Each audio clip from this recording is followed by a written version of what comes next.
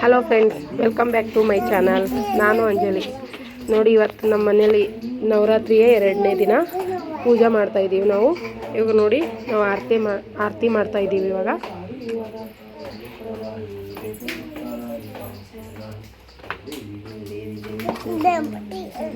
ನೋಡಿ, ಆರತಿ ಮಾಡ್ತಾಯಿದ್ದೀವಲ್ಲ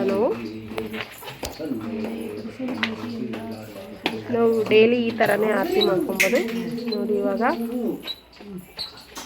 ಡೈಲಿ ಮಾಡ್ತೀವಿ ನಾವು. ಮುಂಜಾನೆ ಸಂಜೆಗೆ 2 ಟೈಮ್ ಮಾಡ್ತೀವಿ ನಾವು ಆರತಿ ನಮ್ಮ ಮನೇಲಿ. ನೋಡಿ, ಇವಾಗ ನಮ್ಮ ಯಜಮಾನ್ರು ಮಾಡ್ತಾ ಇದ್ದಾರೆ ಆರತಿ. ನೋಡಿ ಫ್ರೆಂಡ್ಸ್, ಇವಾಗೆಲ್ಲ ಪೂಜೆ ಎಲ್ಲ ಮುಗೀತು. ಇವಾಗ ನಾನು ಉಪವಾಸಕ್ಕೆ ಬೇಕಾಗಿರೋ ರೊಟ್ಟಿ ಮಾಡ್ಕೊತೀನಿ. ಬಗಾರ್ ಹಿಟ್ಟು ತೊಗೊಂಡಿದ್ದೀನಿ ನಾನು. ಬಗಾರ್ ಹಿಟ್ಟಿಗೆ 1-2 ಸ್ಪೂನ್ ಸಾಬ್ದಾಣಿ ಹಿಟ್ಟು ಹಾಕ್ಕೊಂಡಿದ್ದೀನಿ. ನೋಡಿ, ಇವಾಗ ನಾನು ರೊಟ್ಟಿ ತಟ್ಕೊತೀನಿ. ನೋಡಿ, ಈ ಥರ ಚೆನ್ನಾಗಿ ಕಲಸ್ಕೊಂಡಿದ್ದೀನಿ. ಇವಾಗ ನೋಡಿ, ರೊಟ್ಟಿ ಮಾಡ್ಕೊತೀನಿ. ಯಾವಾಗಲೂ ಬಗಾರ್ ಅನ್ನ, ಸಾಬ್ದಾಣಿ ಈ ಥರ ಮಾಡ್ಕೊಬೋದಕ್ಕಿಂತ ಈ ಥರ ಒಂದೊಂದು ಸರಿ ರೊಟ್ಟಿನೂ ಮಾಡ್ಕೊಬೋದು. ಇವಾಗ ನವರಾತ್ರಿಯಲ್ಲಿ 9 ದಿನ ಉಪವಾಸ ಇರ್ತಾರಲ್ಲ, ಅವ್ರಿಗೆ ತುಂಬ ಚೆನ್ನಾಗಿರುತ್ತೆ. ನೋಡಿ, ನಾನು ಈ ಥರ ಮಾಡ್ಕೊತಾ ಇದ್ದೀನಿ.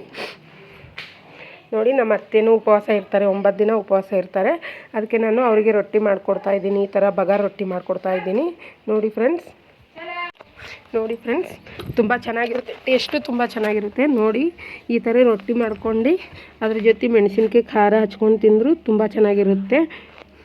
ನೋಡಿ, ಈ ಥರ ಆಗಿದೆ. ನಾನು ಇನ್ನೊಂದು ತಟ್ಕೊಂಡು ತೋರಿಸ್ತೀನಿ ನಿಮಗೆ. ನೋಡಿ, ನಾನು ಇದ್ರ ಸಂಗಟ ಮೆಣಸಿನ್ಕಾಯಿ ಹುರ್ಕೊಂಡು ಅದಕ್ಕೆ ಸ್ವಲ್ಪ ಜೀರಿಗೆ, ಸಿಂದೆಲ್ಲನೂ ಉಪ್ಪು, ಸ್ವಲ್ಪ ಕಾಯಿ ಹಿಂಡಿ ಹಾಕ್ಕೊಂಡು ಮಿಕ್ಸರ್ ಮಾಡಿಕೊಂಡು ಅದಕ್ಕೆ ಸ್ವಲ್ಪ ಎಣ್ಣೆ ಹಾಕ್ಕೊಂಡು ತಾಳಿಸ್ಕೊಂಡಿದ್ದೀನಿ. ಈ ರೊಟ್ಟಿ ಜೊತೆ ಖಾರ ತುಂಬ ಚೆನ್ನಾಗಿರುತ್ತೆ. ನೋಡಿ, ನಮ್ಮ ಅತ್ತೆಗೆ ರೊಟ್ಟಿ ಮಾಡಿಕೊಡ್ತಾ ಇದ್ದೀನಿ ನಾನು ಇವತ್ತು.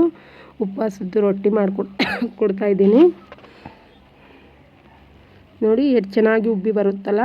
ನೋಡಿ, ತುಂಬ ಚೆನ್ನಾಗಿರುತ್ತೆ. ನವರಾತ್ರಿಯಲ್ಲಿ ಉಪವಾಸ ಏಕಾದಶಿ ಯಾವಾಗಲೂ ಈ ಥರ ಬಗಾರ್ ರೊಟ್ಟಿ ಮಾಡಿಕೊಂಡ್ರು ತುಂಬ ಚೆನ್ನಾಗಿರುತ್ತೆ. ನೋಡಿ ಫ್ರೆಂಡ್ಸ್, ಇವಾಗ ನಾನು 2 ರೊಟ್ಟಿ, ಮೆಣಸಿನ್ಕಾಯಿ ಖಾರ, ಸ್ವಲ್ಪ ರತಾಳಕಾಯಿ ತೊಗೊಂಡಿದ್ದೀನಿ. ರತಾಳಕಾಯಿ ತೊಳೆದು ಕುದಿಸ್ಕೊಂಡು ಸಿಪ್ಪೆ ಸುಲ್ಕೊಂಡು ಇಟ್ಕೊಂಡಿದ್ದೀನಿ. ನೋಡಿ, ಇವತ್ತಿಂದು ನಮ್ದು 2ನೇ ದಿನದ ಉಪವಾಸದ ಊಟ. ನೋಡಿ, ಈ ಥರ ಇದೆ. ಇಷ್ಟ ಆದರೆ ಲೈಕ್ ಮಾಡಿ, ಶೇರ್ ಮಾಡಿ, ಸಬ್ಸ್ಕ್ರೈಬ್ ಮಾಡಿ ಫ್ರೆಂಡ್.